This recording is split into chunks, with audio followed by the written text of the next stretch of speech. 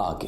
Kamya Motors द्वारा बेची गई 1500 गाड़ियों में से 120 की चिचिस नंबर हमारे डेटाबेस से मैच करती है। इन गाड़ियों में से एक भी गाड़ी ऐसी है जो आपको सस्पिशियस लगती है? सर इनमें से एक गाड़ी सुरेश कालरा के नाम से है, जिसे हमारी कंपनी ने ब्लैकलिस्ट कर दिया था।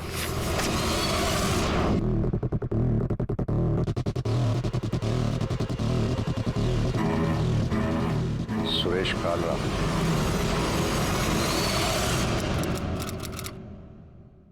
Happy birthday to you.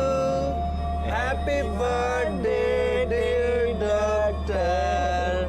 Happy birthday to you. अरे हैप्पी बर्थडे डॉक्टर साहब। अरे जन्मदिन मना रहे हो आप तो धूमधाम पे हैं। मैं भी गिफ्ट ले आया हूँ आप खातिर एक। यो देखो बढ़िया है ना, ये लगाओ एकदम हैंडसम बुआ है। डॉक्टर साहब का दूसरा गिफ्ट ले आओ। अरे जल्दी करो भाई। डॉक्टर साहब बर्थडे मना रहे हो। डॉक्टर साहब यह काली पट्टी आपकी आंखों बांध देंगे, आप जादूगर बन जाओगे, फिर आपका कबूतर उड़ा देंगे। Thank you. बांध भाई बांध। अरे बांध दे मुझे छोड़।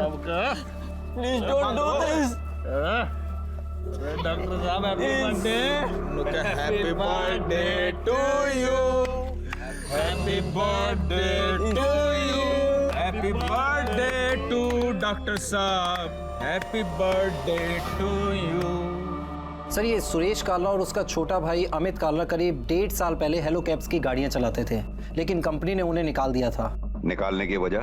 हमने हेड ऑफिस से डिटेल्स मंगवाई हैं। जैसे ही हमें इंफॉर्मेशन मिलती है हम आपको अपडेट करते हैं। अमित और सुरेश के नंबर और एड्रेस होंगे आपके पास?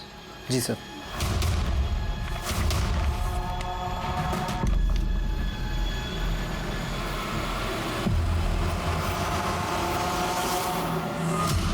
हाँ राम राम। और 2,000 के बंडल तैयार हो गए? देखिए पैसों का इंतजाम हो गया है, आप बस बताइए कब और कहाँ लाना है। टाइम बुरा होता है ना, ऊँट पे बैठे ना कुत्ता काट लेता है। माफ कीजिएगा मैं समझा नहीं। घना दिमाग ना खर्च करे, पैसे कद और कहाँ देने हैं मैं। आप बस बताइए आपको कब और कहाँ चाहिए। लेकिन बस आप डॉक्टर श्रीधर को कुछ मत कीजिए और उनको छोड़ दीजिए प्लीज। ना पहले पैसे, उसके 4-5 घंटे बाद डॉक्टर पहुंचा दूंगा थारे पास। 4-5 घंटे बाद क्यों? 5 करोड़ है डार्लिंग, गिनने में टाइम तो जाओगा। पैसे कहाँ लाने हैं? घनी जल्दी ना मचाओ, अगले फोन पे बताऊंगा। सर अमित और सुरेश दोनों का नंबर बंद है। मैंने दोनों नंबर सर्वेलेंस पे डलवा दिया है। दोनों का नेटिव एड्रेस हिसार है। अब वहीं चलकर उनकी कोई खबर पता चलेगी। बोलो यादव। सर सुरेश ने अभी भास्कर सब्बरवाल को हिसार से फोन किया था। सर अमित और सुरेश का गांव बनभोरी भी हिसार डिस्ट्रिक्ट में ही पड़ता है। शर्मा ये मैसेज हरियाणा के सभी पुलिस स्टेशन में भेज दो और अपनी एक टीम हिसार के आसपास के एरिया में भेजो। और तुम खुद श्याम सुंदर के गांव बनभोरी जाकर के जानकारी हासिल करो। सर सुरेश कालरा और अमित कालरा अब कहाँ हो सकते हैं, इसका क्लू ढूंढने के लिए पुलिस अब उनके गांव बनभोरी हिसार पहुंची। नाम मतलब उन दोनों का सपूत नहीं, कपूत है दोनों भी। बुढ़ापे में अपनी माँ को छोड़ के चले गए। ये अमित और सुरेश दोनों नोएडा में हेलो कैब चलाते हैं। कहाँ रहते हैं नोएडा में दोनों? सर वो शायद वैशाली में रह रहे थे। वैशाली में कहाँ? सुरेश और अमित से जुड़ी जानकारियां जुटाने के लिए नोएडा पुलिस ने एक टीम उनके गांव बनभोरी में तैनात कर दी थी। वहीं एक टीम वैशाली गाजियाबाद में उस पते पर पहुंची जहां अमित और सुरेश किराए पर रह रहे थे।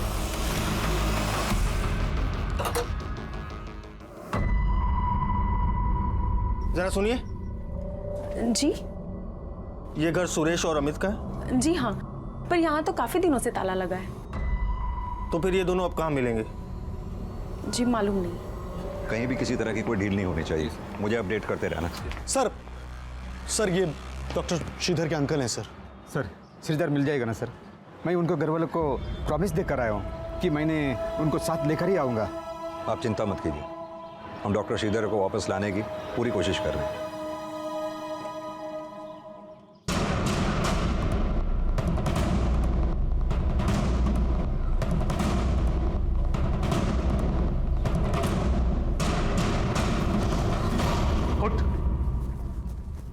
भाई मुझे मामला ठीक ना लग रहा है। यहाँ रुकना खतरे से खाली ना है। 10 मिनट में अपना सामान समेट और निकलो यहाँ से। अब जल्दी करो।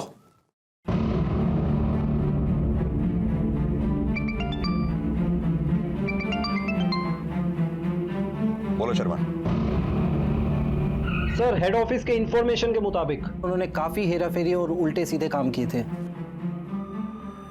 कैसी हेराफेरी करते थे दोनों? सर, हमें एक लेडी कस्टमर ने कंप्लेंट की थी कि सुरेश ने उनके साथ मिसबिहेव किया था।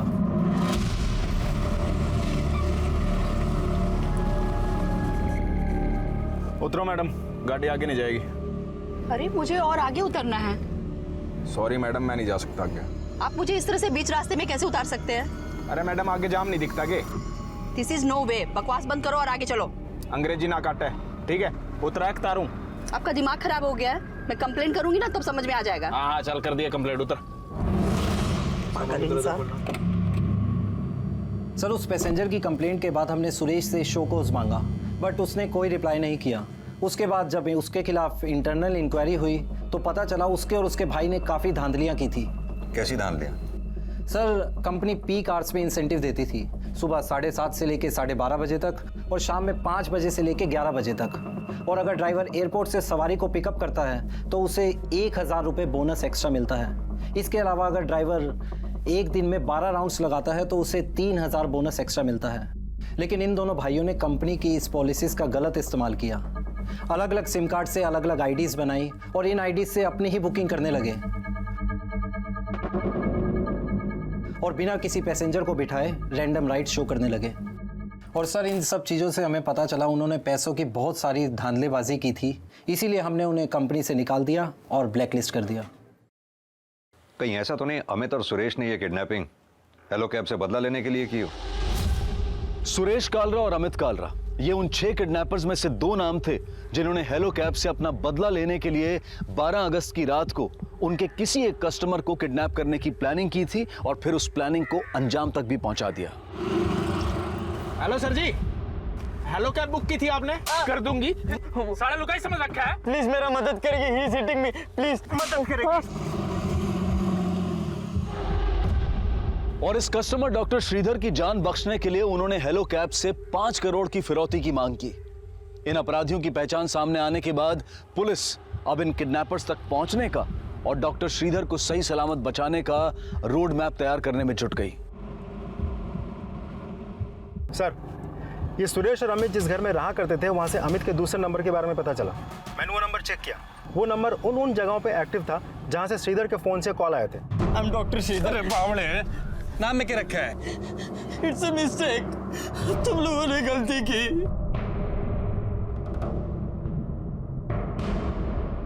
वाटर, पानी, प्लीज। क्या वो नंबर अभी भी एक्टिव है? सर, 5 घंटे पहले तक वो नंबर हिसार में एक्टिव था, फिर वो नंबर बंद हो गया। मैंने उस नंबर को सर्विलेंस पर डलवा दिया है। सर, एक बात और पता चली, ये सुरेश शादीशुदा है, बीवी का मायका है रोहतक में। ये अमित का नया नंबर सर्विलेंस पे डालो, तब तक हम सुरेश की बीवी से मिलते हैं। जी सर।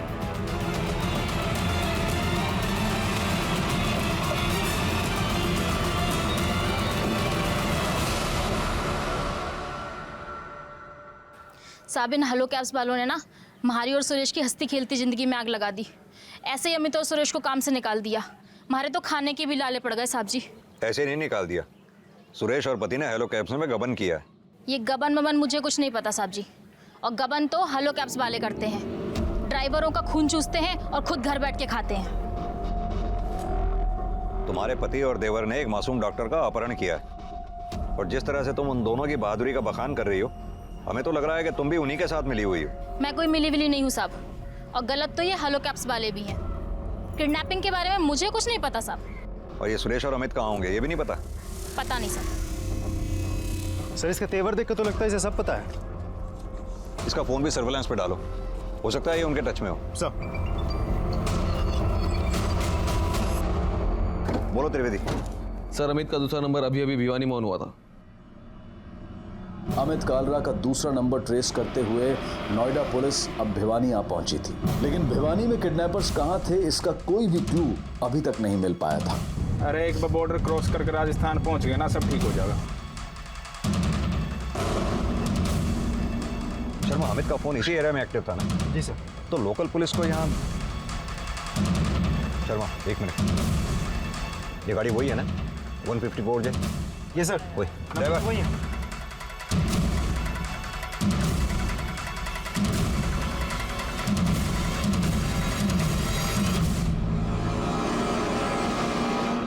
भाई, पुलिस अपना पीछा क्यों कर रही है? ये बात कर रहा है। देख वहाँ आ रही होगी पेट्रोलिंग पे होगी यार। अरे नहीं भाई, कल्लू देख यार, तू देख। ओ भाई ससुरे पीछे पड़े हुए हैं भाई। हाँ भाई, अब तेज चलाना भाई गड्डी ने।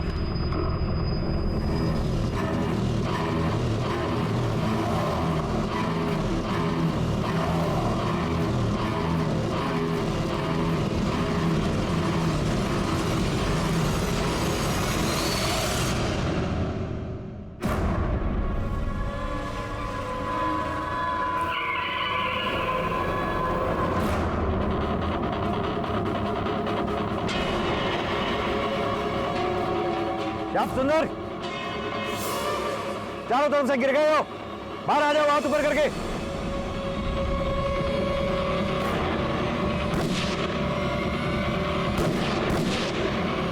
गोली क्यों चला रहे साले? अबे निकाल निकाल, गाड़ी निकाल, भगा। फटाफट उसके पीछे लो, निकल गाड़ी।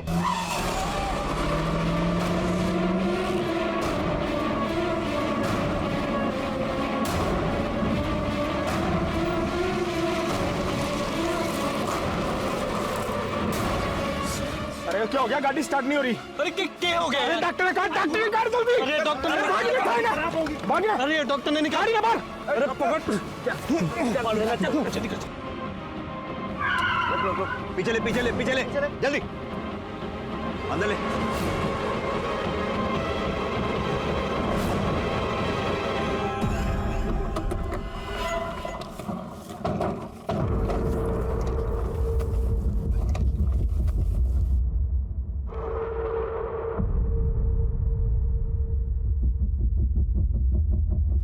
आसपास अच्छी तरह से देखो, ज्यादा दूर नहीं गए होंगे वो लोग।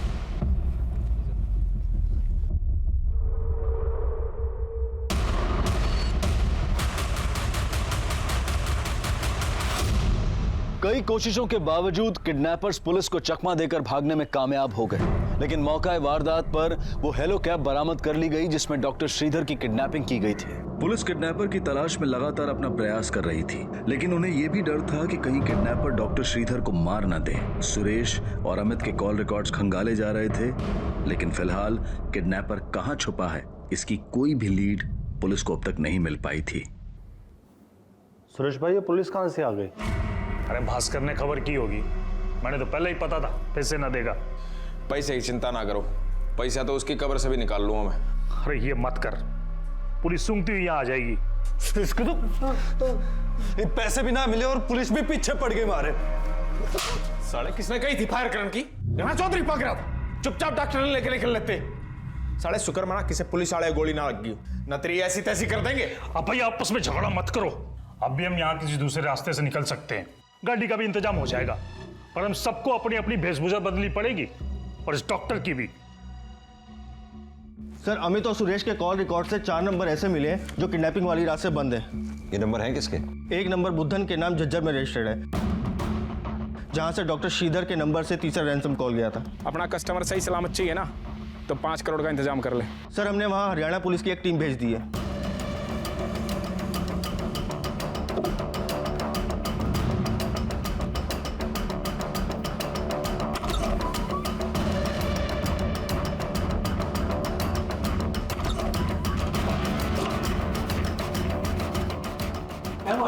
कोई नहीं सर, यहाँ पर कोई नहीं है। और दूसरा नंबर विक्रम राठी के नाम रेवाड़ी में रजिस्टर्ड है, जहां से डॉक्टर श्रीधर के नंबर से चौथा रैंसम कॉल गया था।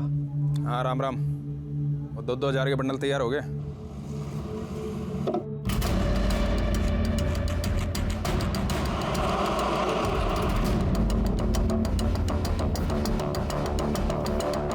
सर, तीसरा नंबर जयंत के नाम भिवानी के मीरपुर में रजिस्टर्ड है, जहां वो लोग हेलो कैब छोड़ के भागे थे वहीं पास ही में उसका खेत है।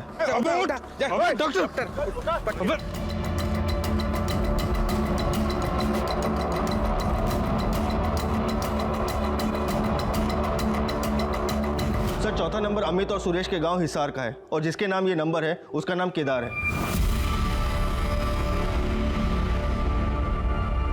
सुरेश कालरा और अमित कालरा के बाद पुलिस ने उन सभी किडनैपर्स को आइडेंटिफाई कर लिया जिन्होंने डॉक्टर श्रीधर की किडनैपिंग को अंजाम दिया था, लेकिन वो किडनैपर्स इस वक्त कहां हैं ये पता लगाना अब भी बाकी था।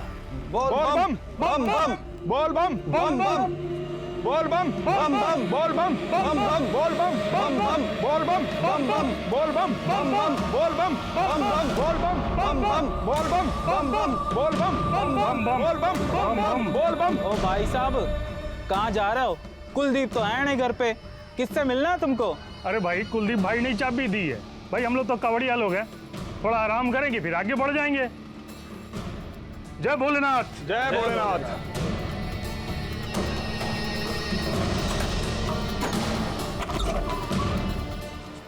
सर वो चारों बुद्धन, विक्रांत, जयंत और केदार अमित और सुरेश के वैशाली वाले घर आते थे, लेकिन फिलहाल वो लोग कहाँ हैं इसके बारे में हमें कुछ पता नहीं चला। इन चारों के कॉल रिकॉर्ड अच्छे से चेक करो, पता करो इन सब के नंबर में क्या कोई ऐसा कॉमन नंबर है जो हमें उन तक पहुंचा सके। सर किडनैपर्स तक पहुंचने के लिए पुलिस को जल्द ही एक अहम लीड मिली।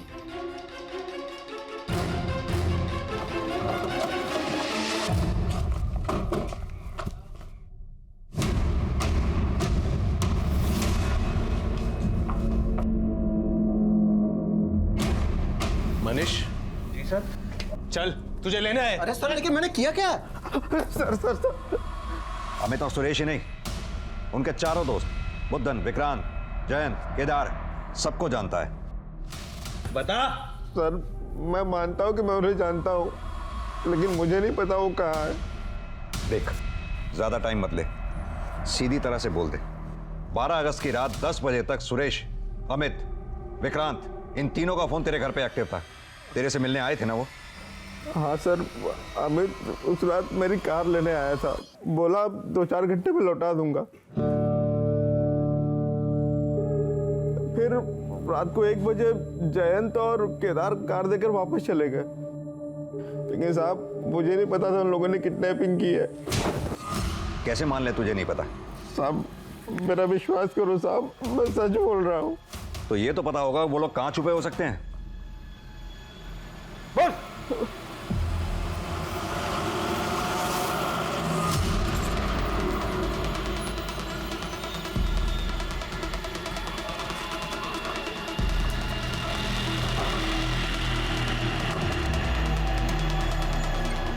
भाई गांव में पुलिस आई है भाई। ये बात करें, पुलिस 3:30 पहुंच गई।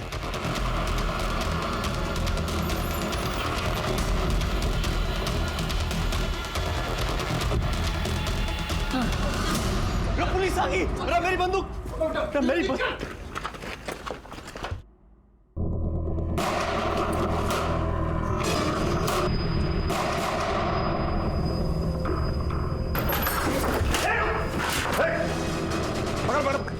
राजन तू आगे देख, इसे मैं देखता हूँ।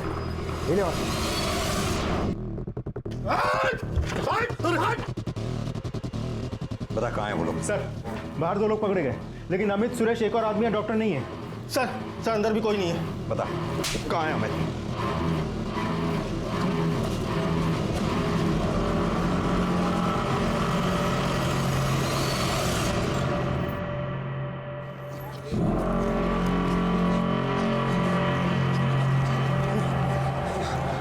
ओ भाई पुलिस तो कुत्ते की तरह अपने पीछे पड़ गई, अब क्या करेंगे? वो देख सामने भी खड़ी है।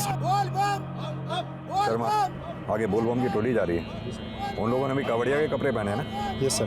देखो जरा ध्यान से। बम बम बोल बम बम बोल बम बोल बम बोल बम बम बम बोल बम बोल बम बोल बम बोल बम बम। एक मिनट रोको, जरा रोको। बम बम।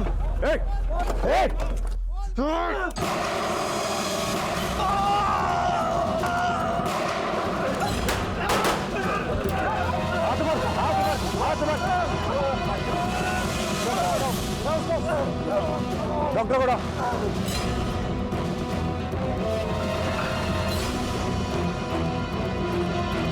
Doctor Shridhar, are you fine? Thank you sir, you help me. 14 दिन की लगातार कोशिशों के बाद आखिरकार नोएडा पुलिस डॉक्टर श्रीधर को सही सलामत बचाने में सफल हो गई। किडनैपिंग में इन्वॉल्व सभी 6 अपराधी इस वक्त पुलिस की हिरासत में हैं। नोएडा पुलिस के सराहनीय जज्बे के लिए क्राइम पेट्रोल की पूरी टीम उन्हें सैल्यूट करती है और उन्हें इस सफलता के लिए बधाई देती है।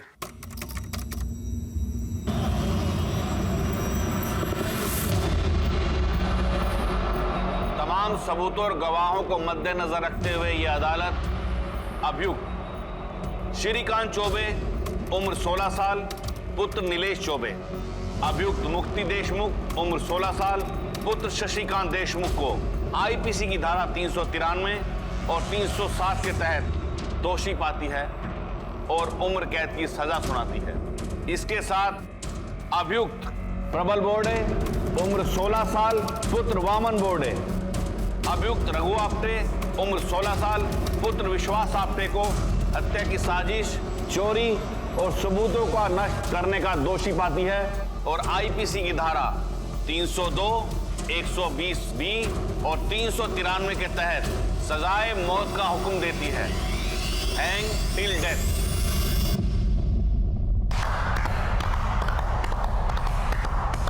थैंक यू जज साहब, हमें पता था यही होगा। अंधा कानून मुर्दाबाद, अपनी दोस्ती जिंदाबाद। अंधा कानून मुर्दाबाद, अपनी दोस्ती जिंदाबाद। अंधा कानून मुर्दाबाद, अपनी दोस्ती जिंदाबाद। अंधा कानून मुर्दाबाद, अपनी दोस्ती जिंदाबाद। अंधा कानून मुर्दाबाद, अपनी दोस्ती जिंदाबाद। अंधा कानून मुर्दाबाद, अपनी दोस्ती जिंदाबाद। अंधा कानून मुर्दाबाद, अपनी दोस्ती जिंदाबाद। अंधा कानून मुर्दाबाद, अपनी दोस्ती जिंदाबाद। अंधा कानून मुर्दाबाद।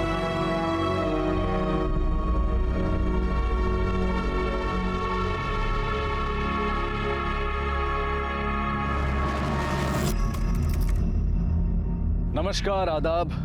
क्राइम पेट्रोल डायल 100 के ब्लैक हेडलाइंस अध्याय में आप सबका स्वागत है। किसी भी देश के बच्चे, युवा उसका भविष्य होते हैं। उनके कंधों पर देश की प्रगति का भार होता है। लेकिन कई बार कुछ युवा पथभ्रष्ट होकर ऐसे अपराधों को अंजाम दे देते हैं कि समाज और कानून दोनों हैरान हो जाते हैं। पिछले कुछ दशकों में युवाओं द्वारा किए गए अपराधों की संख्या बढ़ी है और साथ ही यह विवाद भी बना हुआ है कि जुवेनाइल की उम्र क्या होनी चाहिए, 16 साल, 17 साल, 18 साल या फिर कुछ और। हिंदुस्तान की क्राइम हिस्ट्री का ये एकमात्र ऐसा केस है जिसमें 16-17 साल के 4 लड़कों को फांसी और उम्र कैद की सजा सुनाई गई। सन 2000 से पहले तक जुवेनाइल जस्टिस एक्ट 1986 के तहत सिर्फ 16 साल की उम्र तक के लड़कों और 18 साल की उम्र तक की लड़कियों को ही जुवेनाइल माना जाता था। 1994 में जब इन लड़कों को हत्या के जुर्म में गिरफ्तार किया गया, तब इन लड़कों की उम्र 16 साल से कुछ अधिक होने की वजह से इन्हें अडल्ट माना गया और जिसकी वजह से इस केस की पूरी सुनवाई जुवेनाइल कोर्ट में ना होकर सेशन कोर्ट में हुई। और अजीब बात यह थी कि सजा सुनने के बाद ये बच्चे रोने और डरने की बजाय खुश हो रहे थे। आखिर कहां खो गई थी इनकी मासूमियत और कहां खो गया था इनका बचपन, जो इन्हें मौत के डर से भी आजाद कर गया था। कहीं पुलिस और न्याय प्रक्रिया में कोई चूक तो नहीं हुई थी जिसका ये बच्चे अपने ही तरीके से विरोध कर रहे थे? और अगर ये वाकई में अपराधी थे तो वो कौन सी दुखती रखती समाज की जिसने इन्हें यहां लाकर खड़ा कर दिया था?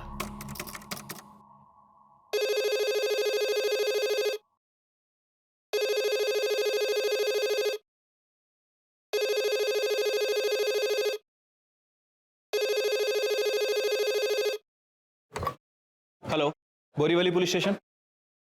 क्या? ठीक है, किसी को घर के अंदर मत जाने दीजिएगा, हम लोग अभी आ रहे हैं।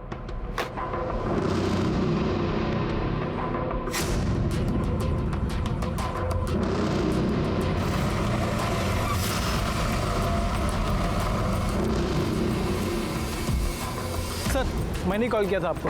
Flat number 101, first floor.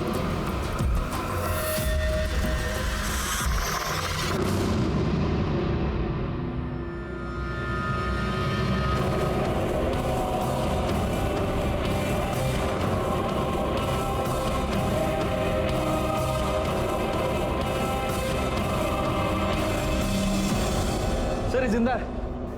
खोलो उसे फटाफट, हॉस्पिटल लेके जाओ।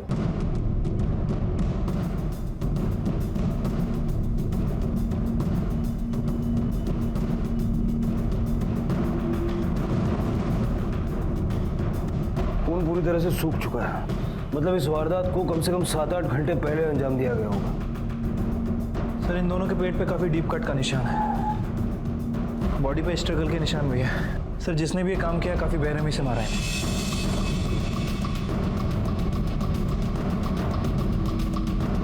इनके गले पे भी निशान है।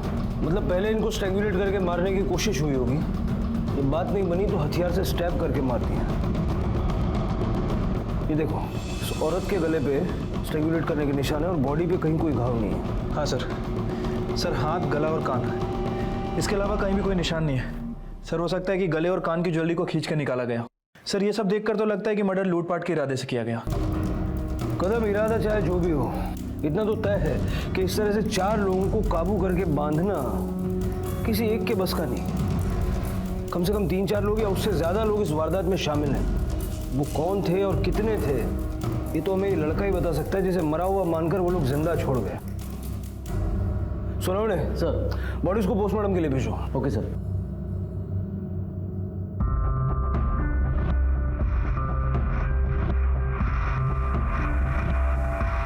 सर अजीब बात है, बॉडी पे एक भी ज्वेलरी नहीं है और यहाँ इस तरह पैसे छोड़ के गए। इस तरह की वारदात को अंजाम देके इनके घर में इन्हीं की मिठाई खा के इस तरह से सेलिब्रेट करना और फिर उस तरह से पैसे छोड़ के जाना।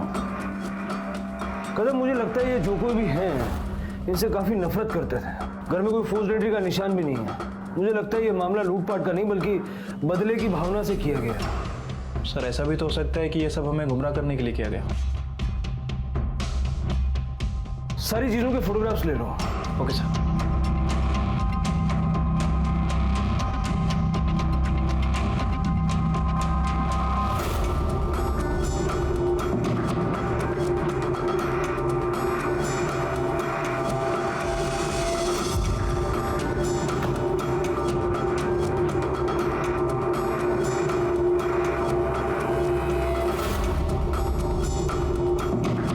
नॉर्मल है यार सब कुछ।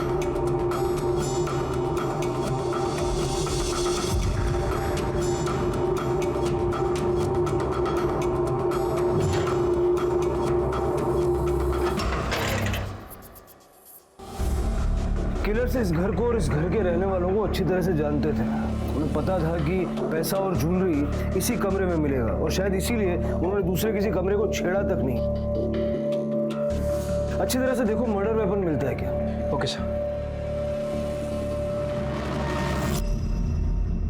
इस घर में वारदात हुई सबसे पहले आपने देखा था? साहब हमने देखा था।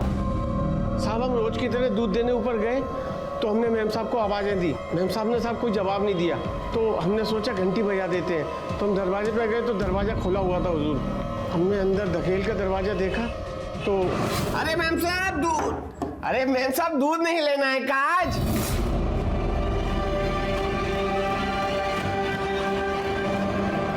साहब उसके बाद हम बहुत डर गए थे। फिर हम दौड़कर रत्नाकर साहब के पास पहुंचे। सर मैं उनके ऊपर वाले फ्लैट में ही रहता हूँ सर। आपके नीचे वाले घर में 3 लोगों को इतना टॉर्चर किया गया, उनका मर्डर हो गया, आपने कोई आवाज़ कोई शोर सुना? नहीं सर, कोई शोर सुनाई नहीं दिया, कुछ पता ही नहीं चला। इतना बड़ा कांड इतना चुप से कैसा हो गया ये तो प्रबल ही बता सकता है। भगवान का शुक्र है कि प्रबल बच गया। सर पूरे घर को अच्छे से छान मारा लेकिन कहीं कोई मर्डर वेपन नहीं मिला। अगर इस क्राइम से रिलेटेड कोई भी जानकारी मिलती है या कुछ याद आता है सबसे पहले हमें बताइए। जी सर, जी सर।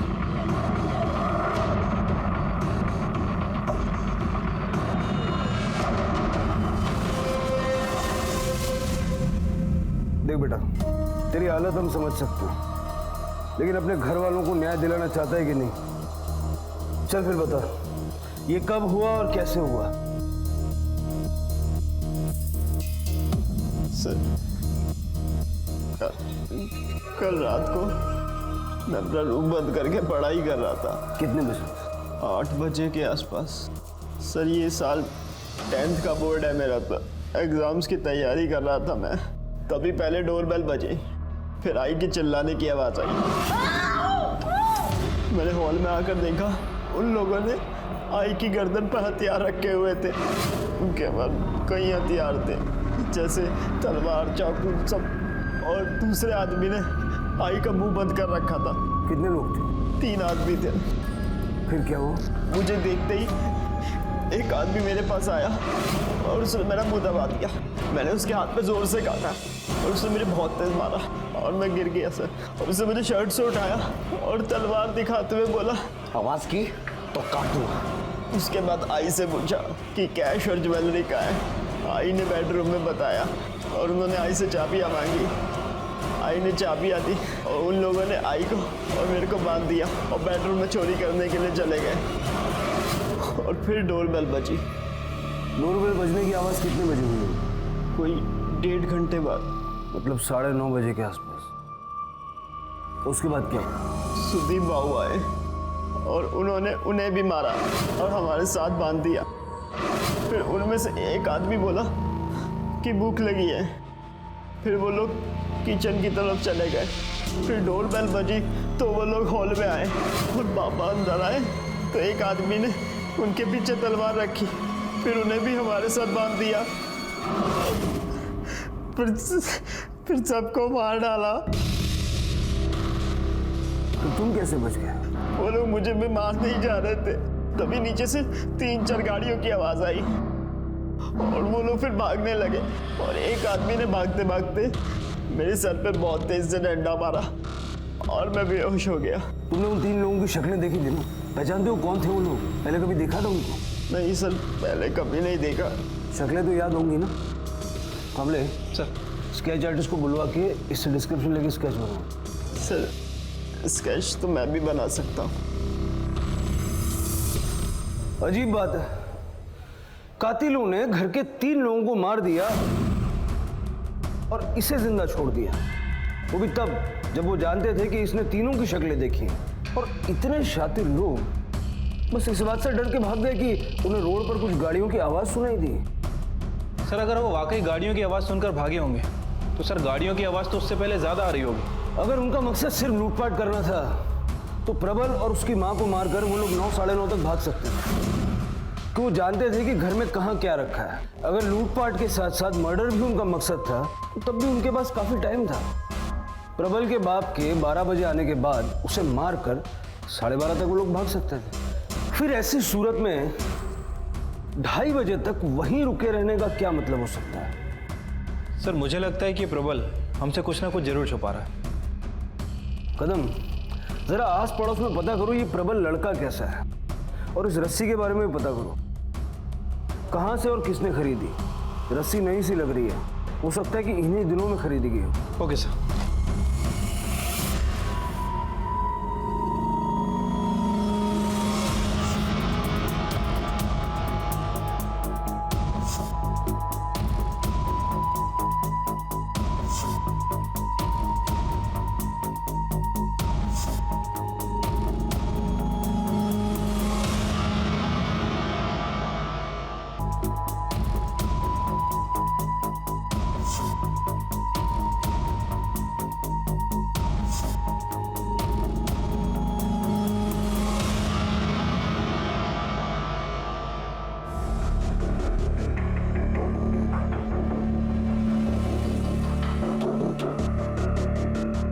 ड्राइंग और याददाश्त दोनों काफी अच्छी हैं तुम्हारी। काफी डिटेल में तीनों के चेहरे बनाए तुमने।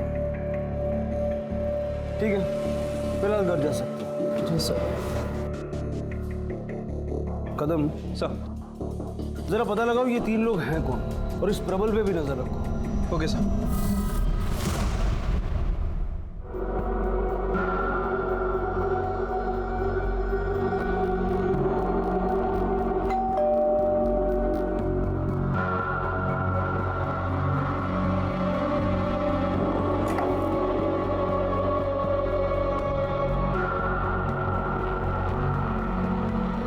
ये लो, खाना है, खा लेना और ध्यान रखना अपना। मैं निकलती हूँ। अगर पापा को पता चल गया मैं यहाँ हूँ तो गुस्सा हो जाएंगे।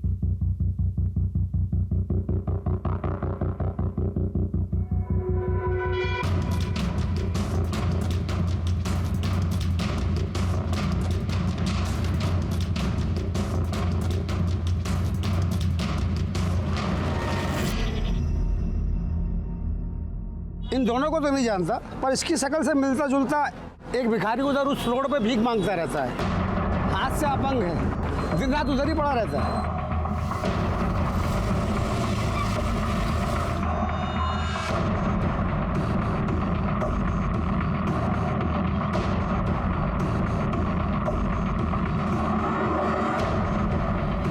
भाई साहब, रमेश, इन रस्सियों को जानते हैं? हाँ सर, ये मेरी दुकान की रस्सी है। अच्छा, इन तीनों को जानते हैं? इन तीनों में से किसी ने खरीदी थी ये रस्सी? नहीं सर, मैं इनको नहीं पहचानता और इनमें से किसी ने रस्सी नहीं खरीदी है। देखिए, याद करने की कोशिश कीजिए, ये 3-4 दिन पुरानी बात है। आखिर इतनी सारी रस्सियाँ कौन खरीद सकता है आपके यहाँ से? हाँ सर, 2-4 दिन पहले एक लड़का आया था, उसी ने रस्सियाँ खरीदी थी। बोला था स्कूल वालों ने मंगाया है। पता नहीं सर, स्कूल वाले भी क्या करते हैं। क्या यही था वो? नहीं सर, ये नहीं था। सर 2:30 बजे तो इंसान सो ही जाता है ना। हाँ, कोई शोरगुल हो जाए तो आँख खुल जाती है, मगर मैंने कोई गाड़ी की आवाज़ नहीं सुनी सर। प्रबल कैसा लड़का है? बहुत अच्छा सर, एकदम सीधा साधा। आज की जनरेशन में ऐसा लड़का मिलना मुश्किल है। गली में भी उसके 1-2 ही दोस्त है सर, रघु, मुक्ति, श्रीकांत वगैरह। वो भी उसके स्कूल में ही पढ़ते हैं, उन्हीं के साथ घूमता है, नहीं तो पढ़ते रहता है। सर उसकी ड्राइंग बहुत अच्छी है। प्रबल की फैमिली का माहौल कैसा था? मतलब किसी के आपस में या किसी बाहर वाले से कोई दुश्मनी वगैरह? सर वो प्रबल वामन की दूसरी बीवी का बेटा है। बीवी क्या बोलेंगे, उसने कभी वामन से शादी तो की नहीं। पहले वामन इधर ही रहता था, वैजंती भाभी और सुदीप के साथ। फिर इन लोग को छोड़ के वो औरत के पास चला गया था दादर, वहाँ वो प्रबल हुआ। प्रबल जब 8 साल का था सर, तब वो औरत को छोड़ के और प्रबल को लेके वापस से वैजंती भाभी के पास आया। आपको ये सब कैसे पता? सर वामन ने बताया। तो वामन ने कभी ये बताया कि प्रबल की माँ दादर में कहाँ रहती है? नहीं सर, वो तो वामन को भी नहीं पता था सर। एक बार उसने मुझे बताया था कि वो औरत कैरेक्टर की सही नहीं थी, तो अभी तो शायद उसने भी किसी से शादी करके घर बसा लिया होगा। पर सर एक बात है, वामन और वैजंती भाभी प्रबल को प्यार बहुत करते थे, दोनों उसकी चिंता बहुत करते थे।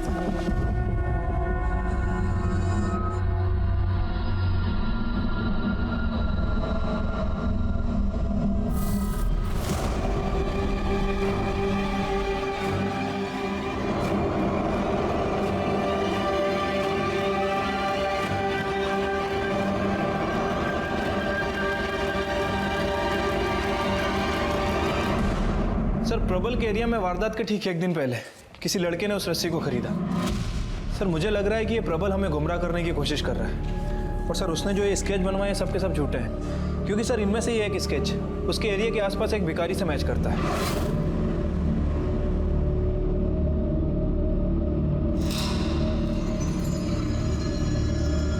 और बाकी के 2 स्केच हैं, इनका हमारे पास कोई डिटेल नहीं है। मैंने पड़ोसी आसपास के लोगों इन सभी से पूछताछ की, लेकिन किसी ने इन्हें आइडेंटिफाई नहीं किया। इसका मतलब है कि प्रबल ने ये चेहरे अपनी इमेजिनेशन से रैंडमली बनाए। वैसे ये भी पता चला है कि प्रबल वैजंती का सौतेला बेटा है। वामन ने प्रबल की माँ से कभी शादी की ही नहीं, वो उसकी नाजायज औलाद है। सर ये सुदीप, वैजंती और वामन, इन तीनों की पोस्टमार्टम रिपोर्ट के हिसाब से तीनों की मौत रात को 11 से 1 के बीच हुई है। सुदीप और वैमन का गला घोटने की कोशिश की गई, लेकिन उनकी मौत 3 अलग अलग किस्म के धारदार हथियार से हुई है, जो कि चाकू, तलवार और कोयता हो सकते हैं। तीनों के साथ हाथापाई हुई है और वैजयंती की मौत सिर्फ गला घोटने की वजह से हुई। सर प्रबल बोर्डे के कॉलोनी के पास एक प्लॉट में इसमें हथियार मिले।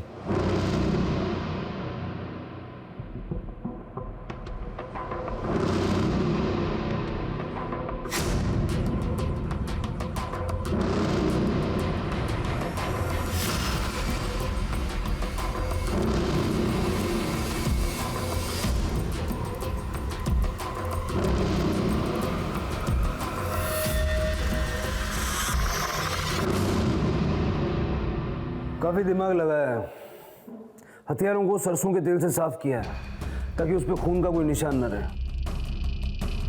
ये हथियार फॉरेंसिक के लिए भेज दो और ज़रा पता करो कि अगर ये हथियार, ग्लव्स, रस्सी वगैरह प्रबल ने नहीं खरीदे तो इसमें कहीं कोई उसका दोस्त तो शामिल नहीं है, क्योंकि दुकान वाले का कहना था 2-4 दिन पहले एक लड़का आया था। ठीक है सर।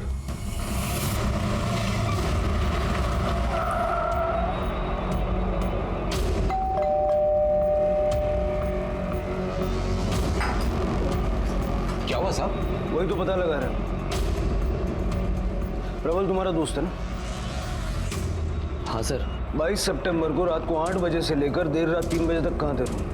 सर उस दिन तो ये रघु और श्रीकांत के साथ वीरेन के घर पढ़ाई करने गया था। वो क्या इस साल बोर्ड के एग्जाम चल रहे हैं ना, तो बच्चे लोग सब वीरेन के घर चला। साहब आप बेकार में शक कर रहे हो। वो लोग हमेशा वीरेन के वहाँ पढ़ने जाते थे और मुझे अच्छी तरह से याद है कि वो लोग उस दिन भी वहीं पढ़ने गए थे। साहब मेरा बच्चा आवारा नहीं है साहब, वो लोग दोस्त लोग हैं। ऐसा क्यों करेंगे साहब? साहब वो बच्चे पढ़ने लिखने वाले बच्चे हैं साहब।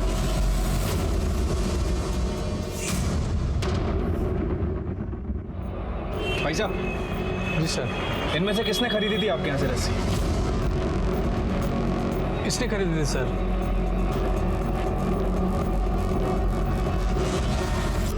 सर उस रस्सी खरीदने वाले लड़के की पहचान हो गई है।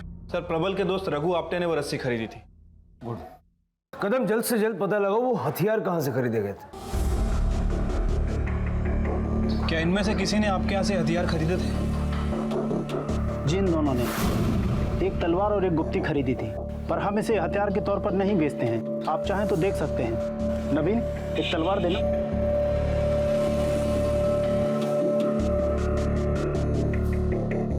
ये तलवार दोनों तरफ से एक जैसी मोटी है। हाँ लेकिन उनके पास जो हथियार था वो काफी धारदार था। पता नहीं सर, पर मुझसे तो यह कहकर खरीदी थी कि हमें ड्रामे में यूज करना। कब की बात है?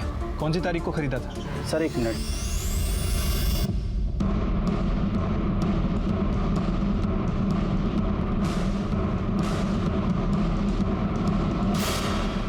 भाई साहब। हाँ साहब।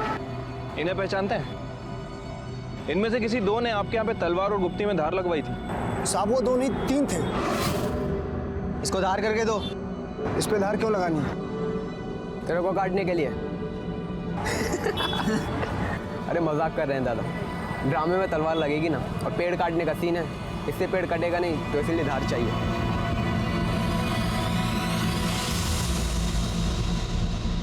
ये वाला, ये यही तीनों थे साहब।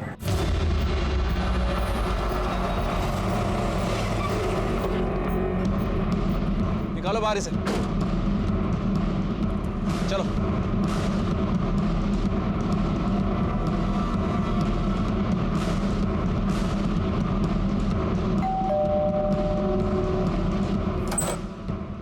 श्रीकांत कहाँ है? क्या हुआ है साहब? अरे बताइए तो हुआ क्या है? क्या कुछ हुआ है साहब? कुछ नहीं, बहुत कुछ हुआ है। ये तीनों सुदीप, वैजयंती और वमन इनके मर्डर में इन्वॉल्व है।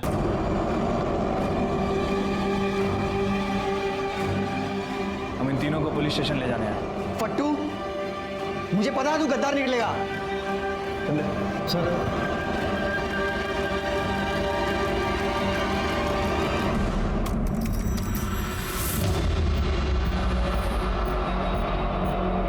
तमाम सबूतों और गवाहों को मद्देनजर रखते हुए यह अदालत सजाए मौत का हुक्म देती है। Hang till death.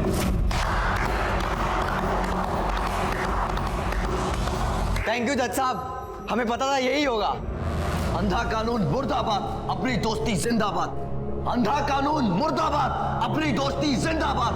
अंधा कानून मुर्दाबाद, अपनी दोस्ती जिंदाबाद। अंधा कानून मुर्दाबाद, अपनी दोस्ती जिंदाबाद। अंधा कानून मुर्दाबाद, अपनी दोस्ती जिंदाबाद। अपराध को कितने भी शातिर दिमाग से अंजाम दिया जाए, लेकिन गुनाह अपनी गवाही देने के लिए खुद उठ खड़ा होता है।